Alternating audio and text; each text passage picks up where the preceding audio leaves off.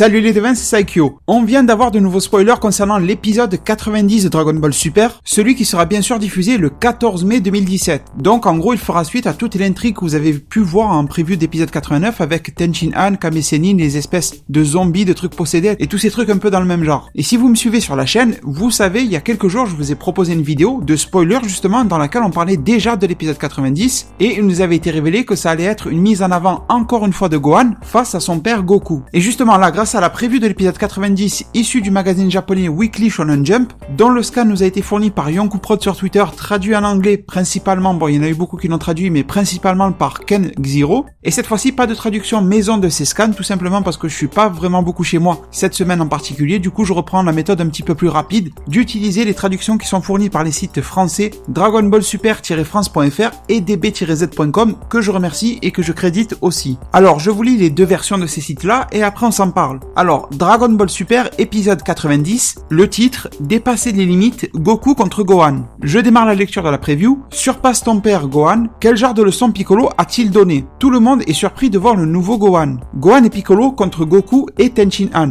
Pendant l'entraînement avec Piccolo, Gohan réalise que son père, Goku, est celui qu'il doit surpasser. Alors, il fait équipe avec Piccolo pour combattre Goku et Tenshinhan. Une fois l'entraînement terminé, Gohan obtient un pouvoir qu'il n'a jamais eu. Mais Goku est... surpasse l'obstacle, 3 petits points. Merci Piccolo. Gohan a à la fois amélioré son physique et son mental, mais attention à Tenshinhan qui combat avec une technique unique. Goku, surpris du changement de Gohan, ne pouvait pas être plus heureux que son fils soit redevenu un puissant combattant. Après leur combat par équipe, il défie Gohan dans un combat en 1 contre 1. Ça c'était pour le site Dragon Ball Super-France.fr et maintenant du côté de chez db-z.com, on nous dit titre de l'épisode, se concentrer sur les obstacles à surmonter, Goku contre Gohan, 14 mai 2017. Surpasse ton père Gohan, Gohan et Piccolo contre Goku et Tenshinhan. En s'entraînant avec Piccolo, Gohan réalise que Goku est celui qui doit avoir pour objectif de surpasser. Du coup, il s'allie avec Piccolo pour défier Goku et Tenshinhan en équipe. À la fin de cet entraînement, Gohan obtient un pouvoir comme jamais auparavant. Mais concernant Goku,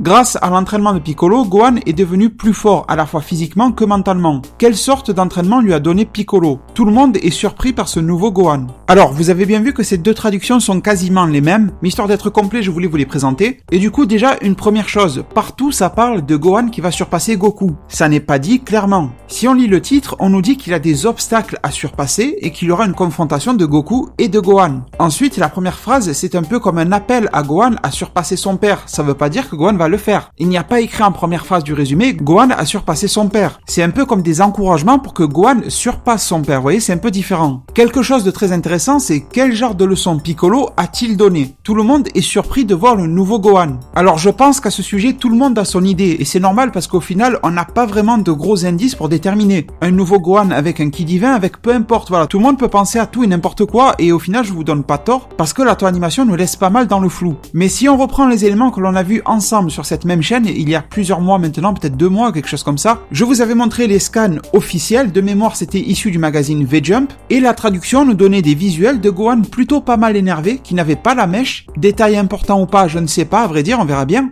mais en tout cas ce scan-là, quand on le traduisait, nous disait que Gohan allait retrouver sa forme ultime, et ça il vient de le faire en épisode 88 de DBS, mais qu'en plus il allait être encore plus fort qu'il ne l'a jamais été. Et donc il n'y a pas vraiment de surprise à comprendre que dans cet épisode 90, Gohan va être plus fort qu'il ne l'a jamais été. Ça, c'est une certitude. Et ensuite, si on essaye de faire un lien entre tout ça et mes idées personnelles que je vous ai déjà détaillées sur la chaîne par le biais de 2 vidéos, il y en a une, c'était une vidéo débat qui s'appelait Gohan potentiel divin éveillé, et la seconde, c'était une revue du futur que je vous ai proposée il y a quelques jours en arrière, dans laquelle je parlais en quelque sorte de potentiel colère maîtrisé. Et du coup, je pense que c'est vers cette étape-là que Gohan se dirige et que la animation veut faire en sorte que Gohan se dirige, et je suppose également que c'est la même idée qui est partagée avec Toriyama et Toyotarou. Je pense pas que ça va trop changer à ce niveau-là. Je pense que ça sera juste sur le comment Gohan va progresser, qui sera très différent en manga que dans l'animé, mais que le résultat final devrait être à peu près le même. Et dans ces fameuses 2 vidéos-là, c'est vrai que je me répétais pas mal à vous dire que pour moi, si Gohan persiste à s'entraîner avec Piccolo, qu'il n'y a pas de passation chez Whis ou autre ou quoi que ce soit, eh bien la meilleure voie pour qu'il puisse s'améliorer par rapport à sa forme ultime, c'est la méditation. C'est quelque chose qui nous a été teasé dans l'opening de la série. Vous l'avez tous vu, je pense, maintenant, le générique d'intro depuis l'épisode 77 dans lequel Gohan est assis en train train de méditer. Il ouvre les yeux, on voit comme un ki blanchâtre qui ressemble pas mal à sa forme potentielle éveillée avec quelques éclairs un peu bleutés, on va dire. Et bien sûr, Piccolo qui se tient à côté de lui. Et pour finaliser tout ce que je dis, si on regroupe avec l'épisode 88 et toute la leçon que vient de faire Piccolo à Gohan, il est clair qu'il a besoin d'une grande maîtrise physique, mais également de se maîtriser moralement. Et cette preview de l'épisode 90 semble nous dire que Gohan y est arrivé. Gohan maintenant arrivera à maîtriser la partie physique et mentale. Du coup, je pense que Piccolo a fonctionné un entraînement entre guillemets simple en deux parties, physique et méditation. Et je pense que c'est grâce à la méditation que Gohan a pu passer des paliers supérieurs concernant son mental. Parce que c'est bien beau Piccolo qui lui fait la leçon, qui lui mène un peu la vie dure, qui lui dit attends, tu vas protéger tes proches comme ci comme ça, etc.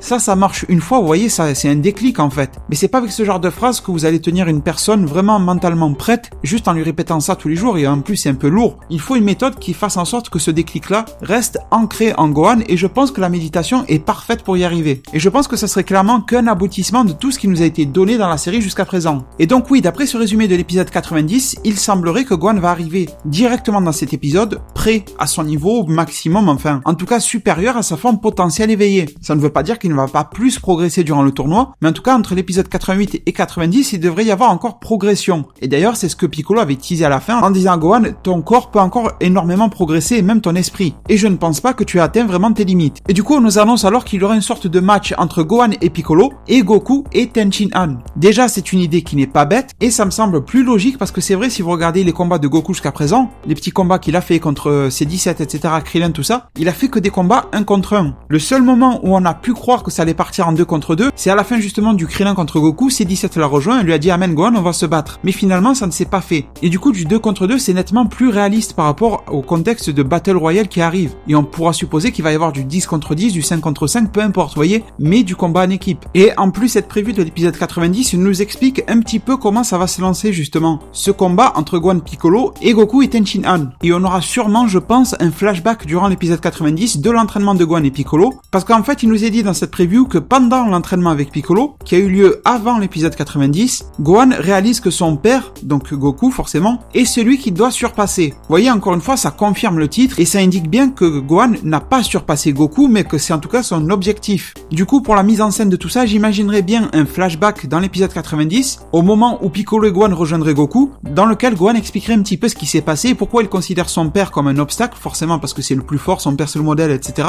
Et que si Gohan veut s'imposer comme le nouveau protecteur, ou du moins temporairement, au moins durant le tournoi, ben il faut qu'il dépasse son père. Et je pense que le combat en équipe se fera un petit peu, entre guillemets, par le fruit du hasard, c'est-à-dire que Gohan et Piccolo seraient allés à la rencontre de Goku et au final, ils tombent sur lui et sur Tenshinhan. Peut-être que même au préalable, en allant à la rencontre de Goku, ils ont senti le ki de Tenshinhan et ils se sont dirigés vers là-bas encore plus vite. Et du coup, de manière un petit peu improvisée, Piccolo et Tenshinhan voudraient aussi prendre part au combat et du coup, je verrais bien le combat en équipe se former comme ça. Je vois pas un truc super compliqué. Et je pense la phrase la plus importante, mais aussi la plus mystérieuse de cette preview-là, c'est quand on nous dit, une fois l'entraînement terminé, Gohan obtient un pouvoir qu'il n'a jamais eu, mais Goku est 3 petits points, exclamation, interrogation, etc. Et chez DBZ.com, c'est à peu près la même chose. On nous dit, à la fin de cet entraînement, Gohan obtient un pouvoir comme jamais auparavant, mais concernant Goku, et pareil, interrogation et tout ça. Et honnêtement, sur cette phrase, déjà, on n'a aucun indice pour savoir qu'est-ce qui concerne Goku, ces fameux 3 petits points après Goku. Je vous avoue que la animation, surtout concernant cet arc-là, survie de l'univers tournoi du pouvoir, elle gère vraiment plutôt pas mal sa communication. Toute la partie marketing publicitaire, etc. sur ces épisodes, les teasers, enfin les previews et tout ça, elle les gère super bien et elle garde énormément de mystères à chaque fois et beaucoup de surprises, je trouve. Et ça, c'est une bonne chose. Et ce fameux Megoku et 3 petits points, on peut imaginer des tas de choses. On peut imaginer Megoku est toujours le plus fort, Megoku a prévu de s'entraîner, enfin voilà, il peut y avoir énormément de situations. Megoku est incapable de parer les coups de Gohan. Vous voyez, en 2-3 mots, je peux vous changer toute la situation. Avant de voir l'épisode 86 de Dragon Ball Super, dans lequel on a vu s'affronter C17 et Goku, et qu'on a vu que C17 pouvait plus ou moins tenir tête à Goku, même si je vous avais donné toute mon explication concernant ça, mais c'est vrai que quand je puise dans ce souvenir-là, c'est quand même un petit peu choquant, on va dire, je vous l'accorde quand même. Et du coup, avant de voir cet épisode-là, je vous aurais dit que non, Gohan n'atteindrait pas si vite, en tout cas pas si rapidement, le niveau de Goku. Mais quand on voit que la animation insiste énormément sur le fait que le SCJ Blue devient presque de plus en plus obsolète, que face à Toppo ça a été efficace, mais bon, il a fallu le Kaioken. Goku a bien confirmé à Vegeta que dans sa forme Blue, il n'était vraiment pas sûr de gagner contre Toppo. Bon, Toppo ce n'est pas rien, mais bon, déjà le tournoi n'est même pas commencé que le SCJ Blue se montre de plus en plus inutile ou de moins en moins efficace. C'est plutôt ça. Et derrière toutes ces mises en situation un petit peu ridicules et surtout surprenantes du SCJ Blue face à Krillin, face à C17, etc. Du coup, oui, oui, c'est fort possible que suite à ce nouveau pouvoir, ce nouvel équilibre physique et mental qu'a obtenu Gohan, il puisse tenir tête à un Goku SSJ Blue. Et ce fameux Megoku Ace, je pense que quand même c'est pour nous dire que Goku va rester supérieur à Gohan, grâce notamment à sa forme de Kaioken. Enfin, je veux dire SSJ Blue mélangé au Kaioken. Et ça serait une bonne chose que ça en reste là, parce que ça ne serait pas bon, je pense, pour Gohan, mais pas bon du tout, qu'il parte en tant que favori, que meilleur justement de la team Univers 7. Je pense qu'il faudrait qu'il conserve son obstacle qui est Goku, ou du moins cette limite à franchir que Goku représente, pour s'en libérer pendant le tournoi. Parce que s'il en est déjà libéré maintenant, il y a quand même un risque de s'en relâcher, même si Piccolo lui a fait un entraînement béton avec la méditation, etc. J'ai un peu peur qu'il lève le pied malgré tout, vous voyez. Du coup, on insiste encore une fois avec la preview qui nous parle de surpasser l'obstacle, on va pas revenir sur ça, on a bien compris. Et à la fin, on nous dit bien alors que c'est grâce à Piccolo que Gohan a pu à la fois entraîner et améliorer, c'est clairement le mot, améliorer son physique et son mental. Jusqu'à quel niveau c'est pas donné, mais étant donné que la tour animation on s'en fout de temps en temps des niveaux de puissance, on peut vraiment se dire que ça a bien augmenté. C'est pour ça que je suis vraiment très curieux de voir comment tout ça, toutes ces améliorations, ces power-ups, etc. seront gérés par la version manga, entre guillemets papier, de la série Dragon Ball Super. Est-ce qu'au final on aura une team Univers 7 qui n'aura aucun power-up? Mais ça m'étonnerait un petit peu quand même, vous voyez, de voir un Gohan ultime revenir en animé et pas en manga, ça ferait un petit choc quand même. Donc je me demande, parce que le manga ne va pas avoir beaucoup de temps et de pages à consacrer justement à toute cette partie entraînement, éveil des personnages, et je pense que ce sera vraiment le cas de voir, pour ceux qui sont abonnés à la chaîne depuis quelques temps, je vous avais parlé de la fameuse Dragon Ball Room, qui permet de mettre en accord les décisions de la animation, celles du manga, avec les producteurs, les concepteurs de produits dérivés, tout ça pour avoir une pensée un petit peu unique entre tous. Je pense que c'est vraiment un des bons moments pour tester et juger si cette Dragon Ball Room fonctionne bien ou pas.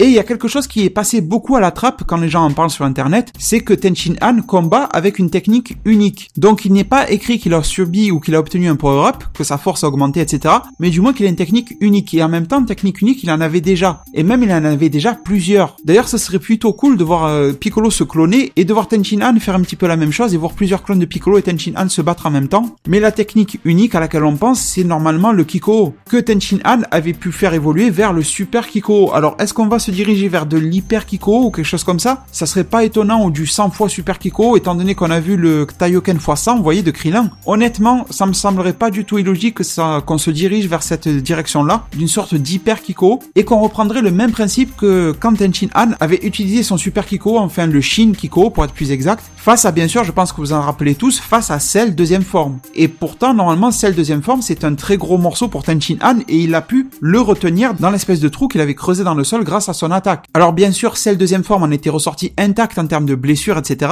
Mais malgré tout, il était immobilisé. Et si Tenshin Han a réussi à faire évoluer encore plus cette technique-là, eh bien il y a fort à parier qu'il est capable de retenir quelqu'un encore de beaucoup plus fort que lui, et même un Goku, un Gohan qui ne serait pas forcément transformé en SSJ Blue, ou Gohan au maximum de sa force. Vous voyez par exemple en début de combat, si direct Tenshin Han envoie un hyper Kiko sur Gohan ou sur Piccolo, et que Goku se téléporte de l'autre côté pour lui balancer un Kamehameha au mec qui est coincé dans cet hyper Kiko, vous voyez, ça risque de causer de gros problèmes à l'adversaire, parce que à l'époque quand Tenshin Han l'avait utilisé contre Cell, il avait personne pour l'aider. Au final, c'était juste pour gagner du temps. Mais imaginez si quelqu'un faisait le tour de cette attaque-là et se permettait d'attaquer Cell au même moment, je pense que Cell aurait pris cher si l'attaque était bien sûr de son niveau. Bon, et bien sûr sur la conclusion de ces spoilers-là, Goku surpris et content du changement, et ça c'est logique, c'est tout à fait normal, on nous confirme que son fils est redevenu un puissant combattant, mais il nous est toujours pas dit à quel niveau. Et donc il nous est dit que après ce fameux combat en équipe, qui sera probablement la première partie de l'épisode avant la publicité, et bien ensuite Goku prend l'initiative de défier Gohan dans un combat en 1 contre 1, et sûrement pour pouvoir se lancer dans un combat à pleine puissance. Je pense que le combat en équipe ne sera pas forcément à 100%, du moins pour Goku et Gohan. Piccolo et Tenshin Han iront probablement à peu près à fond, mais je pense que Gohan et Goku vont se retenir dans le combat en équipe, mais qu'ils vont se donner vraiment à fond sans aucune retenue durant le 1 contre 1. Et que Goku SSJ Blue risque de passer un sale moment, mais qu'il risque quand même de reprendre le dessus en utilisant son fameux Kaioken. Du coup les devins, avant de vous laisser, je voulais vous faire part d'une réflexion personnelle, c'est que, voilà, on voit justement que par rapport à ce tournoi, il y a tout le monde qui progresse, du moins pour l'animé. Pour le manga, j'en parle pas, on ne sait pas, on verra bien. Mais si on reste calqué à l'animé, bon, on comprend que Goku va obtenir une nouvelle forme, un nouveau pouvoir, et dans pas si longtemps que ça en fait. On a vu que d'après la animation, C17 aurait énormément progressé. Piccolo Piccolo de même. Krillin, il a plutôt bien progressé en termes de force, mais c'est surtout ses nouvelles techniques. C18, pour le moment, on ne sait pas, mais j'ai envie de dire, on sait jamais. Si C17 a pu progresser, pourquoi pas une progression pour C18? C'est pas aussi élevé que celle de C17, mais pourquoi pas. On a eu l'espèce de bout maigre, même si je vous l'ai dit, je pense que ça ne devrait pas durer, qu'il devrait redevenir gros, mais en termes de pouvoir, ça reste encore un mystère. Bon, voilà, on reste quand même dans le thème de l'évolution du power-up. Tenchin Han, une technique unique nous est promise. Unique, ça ne veut pas dire nouvelle, je vous le rappelle, mais ça peut être une ancienne technique qui était déjà unique, qui sera améliorée. Pour Kame Sennin, on peut penser aussi à quelque chose. Vous avez été nombreux à me dire ça serait le temps qu'il apprenne à voler et ça serait bien. Et vous marquez un point, vous avez raison, ça serait bien qu'il ait au moins ça. Et d'après moi, elle en est très largement capable. Et ma question sera alors, et Vegeta? Alors c'est vrai que Vegeta a déjà eu sa progression, il a eu en fin d'arc Zamasu, Goku Black, etc. Dans laquelle il était rentré dans l'anime 6 mois dans la salle de l'esprit du temps. Et en manga, il y a passé 1 an complet. Mais le souci est aussi que, et on l'a bien vu avec Goku, c'est que depuis cet arc-là, cet arc Zamasu, un peu de temps a passé, de paix, d'inactivité, etc., de vie de famille, et on a bien vu à quel point Goku s'est ramolli au combat. Il l'a dit lui-même. Du coup, ça devrait être un petit peu la même chose pour Vegeta. Alors même si Vegeta part de probablement plus haut que Goku, au final, il se ramollit quand même. Donc pour le moment, il est mis de côté, et visiblement, d'après les spoilers qu'on a eu pour les épisodes jusqu'à 92, il sera mis de côté jusqu'au début du tournoi. Donc ça voudrait dire au final que Vegeta, j'en suis convaincu, il aura encore un power-up, mais il devrait se faire et l'obtenir durant le tournoi, et non pas vraiment lié à une sorte d'entraînement ou quoi que ce soit. Et là, je vais vous faire part d'un petit rêve, on va dire, et que le youtubeur américain Mastar Media partage, parce que si vous connaissez, je pense que beaucoup de Français le connaissent, c'est celui qui fait la série Anime War, la guerre des animés, et qui avait fait la saison 1 qui s'appelait Goku contre Saitama, même si au final ça partait dans tous les sens, il n'y avait pas que du Goku contre Saitama. C'est sous-titré en anglais pour ceux qui veulent le voir, n'hésitez pas à checker sa chaîne, il s'appelle Mastar Media. Et du coup, dans un des épisodes de Anime War, la saison 2, il s'est débrouillé pour que chaque Saiyan ait un petit peu sa transformation divine mais personnalisée, vous voyez. Et honnêtement, pour chaque Saiyan, elles sont cool, mais pour Vegeta, c'est peut-être la plus cool. Je ne sais plus quel nom il lui a donné, mais en gros, c'est une transformation divine royale, liée au sang royal qui coule dans les veines de Vegeta. Et en fait, dans cette saison 2 d'Anime War, il y a un gros champ de bataille, je vous dis pas entre qui et qui, si vous avez envie de suivre sa série, comme ça vous êtes pas trop spoilé. Et au final, Vegeta, il a son niveau SSJ Blue, mais les ennemis qui y a en face sont nettement plus forts que ça, et à peu près tout le monde arrive à leur faire face. Même Piccolo a une nouvelle forme, même Goku a une transformation, Gohan, etc. Et Vegeta se sent vraiment en retrait. Et du coup, ce n'est pas lié à un entraînement, mais c'est à sa remise en question personnelle, sa colère, etc. Il va se remémorer le fait qu'il est le fils du roi, qu'il a du sang royal et tout ça, et ça va lui créer une sorte de colère, et il va obtenir un vrai power-up lié à sa colère. Je le répète bien encore une fois, c'est dans un animé amateur, bien sûr. Et en gros, au final, le résultat, ça donne une sorte de SSJ White avec des traits un petit peu rouges sur lui, et il est clairement dit dans la série que c'est lié à son sang royal, vous voyez. Et du coup, bon, DBS ne devrait pas forcément utiliser et reprendre la même chose qu'a fait Mastar Media, quoique ça serait cool, mais une transformation pour Vegeta qui reste dans la lignée des transformations divines, mais qui soit appropriée à lui, j'aimerais vraiment beaucoup, ça lui rendrait vraiment honneur. Et puis ça serait vraiment bien aussi que par la suite, on ait une sorte de trio Goku, Vegeta, Gohan, qui ont des transformations surpuissantes, mais qui ne soient pas les mêmes. Parce que pour le moment, transformation qui se démarque, on a eu celle de Trunks, le SSJ Rage, le SSJ Ikari, et on ne sait même pas si ça sera dans le manga. Mais sinon, jusqu'à présent, on a eu les mêmes transformations, à la fois pour Goku et Vegeta. Et de manière historique, dans Dragon Ball, on a eu toujours à peu près les mêmes transformations pour chaque Saiyan, SSJ 1, 2, 3, etc. C'était à peu près la même chose. Du coup, avoir des transformations similaires, mais qui dérivent, vous voyez, qui suivent la même voie, mais en prenant des chemins un petit peu différents, je trouve que ça serait bien et ça apporterait pas mal de fraîcheur à DBS. En tout cas, les devins, je pense vraiment avoir fait le tour de ces spoilers-là. Et maintenant, je vous remercie énormément de m'avoir suivi et écouté durant cette vidéo. Je me permets alors de vous laisser sur ces mots. Prenez soin de votre futur. Le meilleur moyen d'y arriver, c'est de vous abonner à ma chaîne, de la partager, la liker et de la commenter un maximum de fois pour que notre communauté puisse se développer le plus possible sur YouTube. Merci beaucoup et à plus pour de prochains arts divinatoires.